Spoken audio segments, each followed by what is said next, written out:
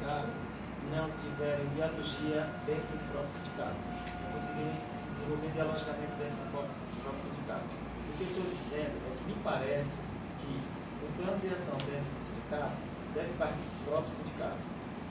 Entende?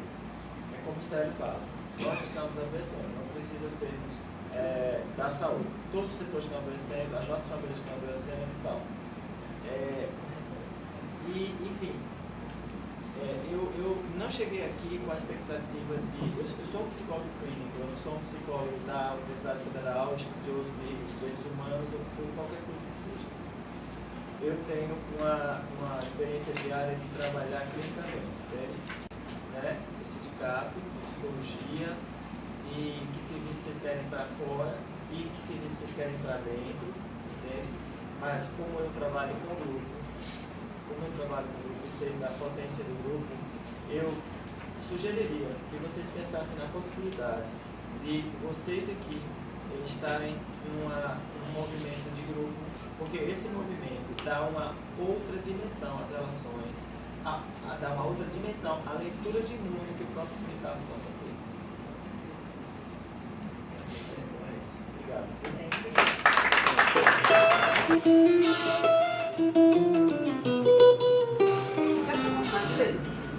Como é que eu vou desenvolver isso?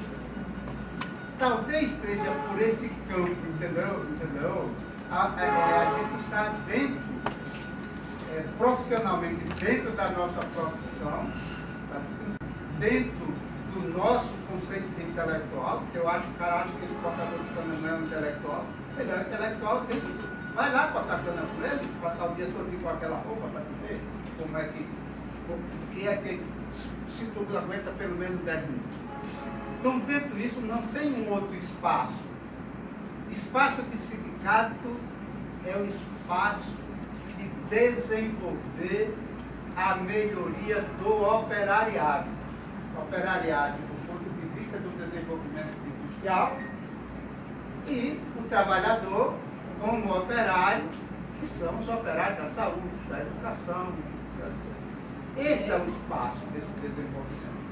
Quem vai aglutinar tudo isso, a gente chegará um dia, talvez, é o partido político, que tem um pensamento coletivo.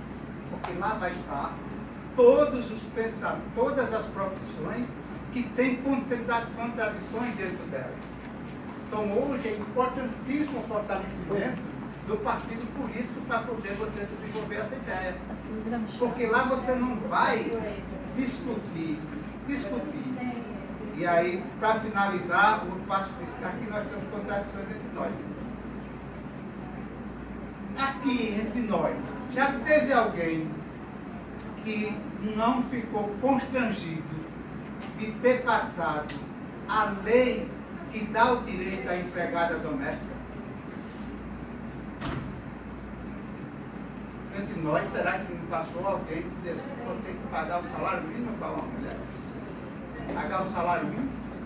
Tirando a consciência, o direito da trabalhadora, porque passou a lei. Então, veja a contradição. Dentro do sindicato vai existir isso. Qual é a defesa que a gente faz do trabalhador do sindicato ter licença para ir para o seu sindicato? Nós queremos licença, mas nós vamos ao nosso. Por isso que não é o sindicato, ainda não é o espaço que aglutina todas essas angústias, né? E essas contradições que passam para cá, no campo da psicologia, que é no campo de todas as profissões que você quer apresentar. Porque muito vai lá, o cara forma e diz assim, eu vou para cá e a minha coisa é salvar a vida. Eu vou ser da unidade de emergência, eu vou ser socorrista para salvar a vida. Quando ele chega lá, o cara destrói praticamente o personagem que leva ele para um outro campo, que é o campo de dizer que ele entrar, se acomodar dentro do sistema. É isso. Então eu acho que esse é um debate que é importantíssimo, né? Tá, parabéns, Chico e Fácil, por trazer esse debate para cá, mas a essência é o sistema sociopolítico que nós vivemos. Se não romper com ele, nós vamos continuar com essas urgências, com essas angústias, porque o cara fala de Bolsonaro, fala de não sei o que, isso aí são lava-botas do sistema, tá certo? E aceito para desenvolver o sistema da forma que o cara que está lá atrás, dos grandes bilionários desse Brasil, dos caras do Brasil e do mundo,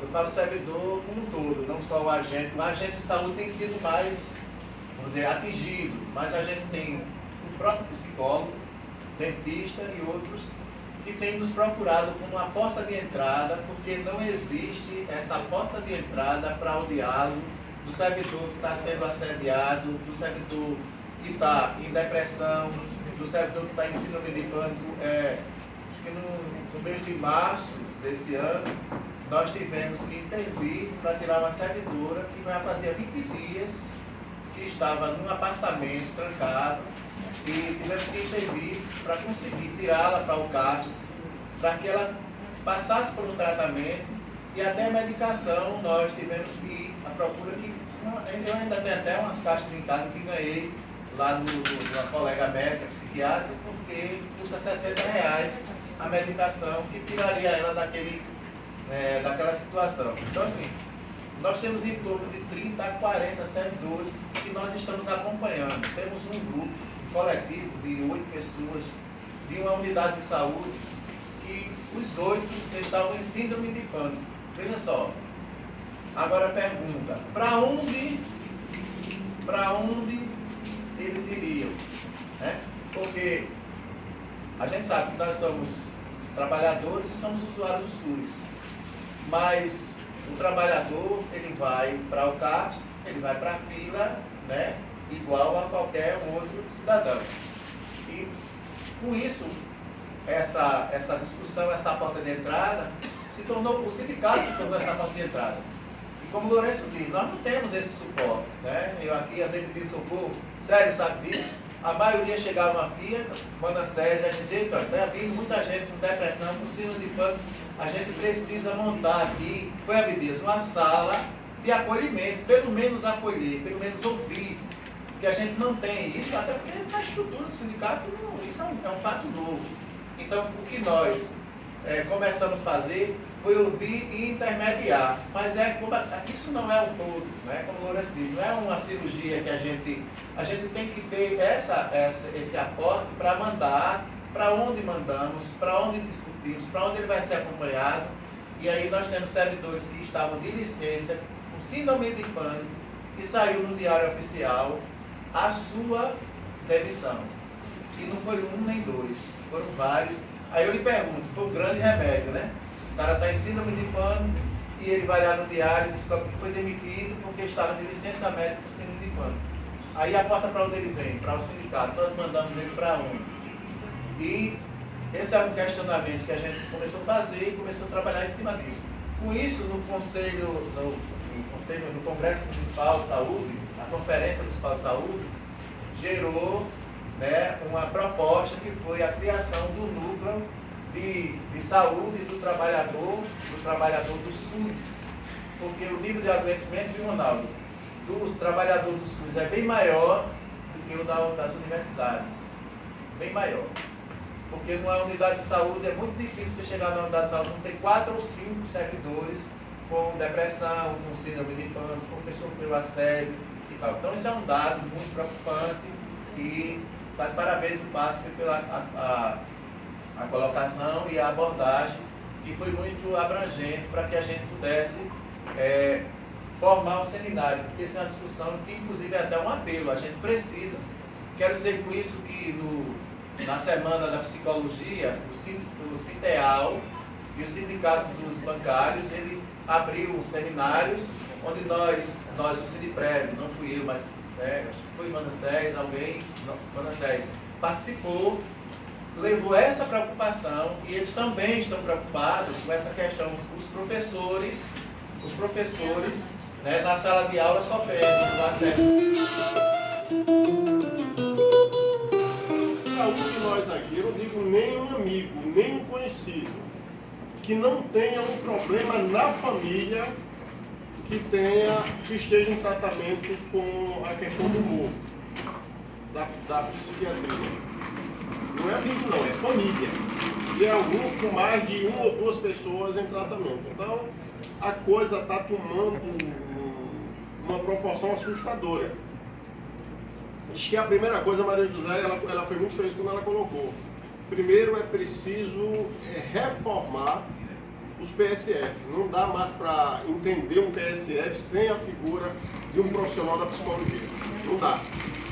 No momento que nós estamos passando, não dá para entender as equipes sem um profissional da psicologia. Porque é isso que vem acontecendo. O adoecimento está cada dia mais evidente. E muitas vezes, que a gente precisa também fazer esse diagnóstico,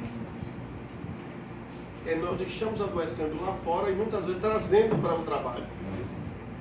E a gente não pontua muito, é o trabalho, é o trabalho. Gente, não é só o trabalho, vamos ser sinceros. É o externo que está nos adoecendo e levando a gente a ficar doente para o trabalho.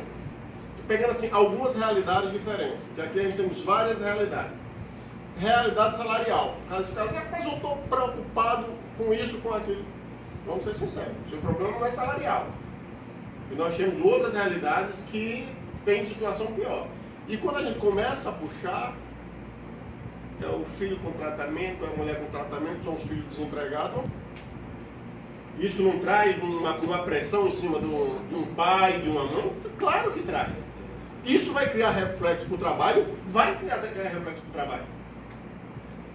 E um outro ponto que a gente precisa aí com os profissionais de saúde e como da área de saúde que nós precisamos é criar um protocolo, é preciso criar um protocolo para o atendimento de urgência nos hospitais. Porque a gente só atende o clínico. E muitas vezes, quando você vai para um hospital de urgência clínica, o problema não é clínico. Na maioria das vezes não é clínico. E a gente não tem uma abordagem. Mesmo os profissionais de saúde não estão conseguindo, não estão tendo essa sensibilidade de tratar o chamado paciente com transtorno de humor. A gente às vezes relega aquela dor, aquele sofrimento. Já a experiência, eu digo, isso aqui é pura ansiedade. Não é comigo não. Tem uma outra sala aqui ao lado que é um psiquiatra. Vai lá dar um pulinho para começar. Eu disse a ela, primeira coisa que aconteceu, o profissional médico ser agredido. Ele ia dizer que não está doido, que ele está com dor no peito, está com falta de ar. Então até ela entender que é preciso nós reformularmos, fazer um grande debate para que a gente possa fazer o atendimento dos transtornos de humor, as urgências psiquiátricas. Acho que isso vai muito além das nossas pernas. Agora, essa iniciativa foi importantíssima. Importantíssima para a gente detectar do adoecimento agudo que está acontecendo na sociedade e, consequentemente, para todos os profissionais em todas as áreas. Não vamos aqui dizer que só os nossos profissionais de saúde que estamos adoecendo. Pelo contrário. Só que nós temos muito mais contato com esses doentes. Essa é a verdade. Temos muito mais contato com esses doentes. O que a gente precisa fazer, acho que periodicamente, é procurar nos tratarmos. Aí essa iniciativa foi muito importante. Acho que a gente precisa mais momentos iguais a esse. Se a gente não tem essa fortaleza emocional entre nós, vamos ficar, como foi colocado, adoecendo e causando doença no outro.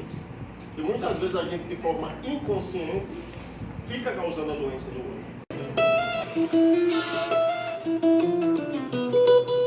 Eu joguei lá no zap dele, ele passa, você vai nos dar uma colaboração.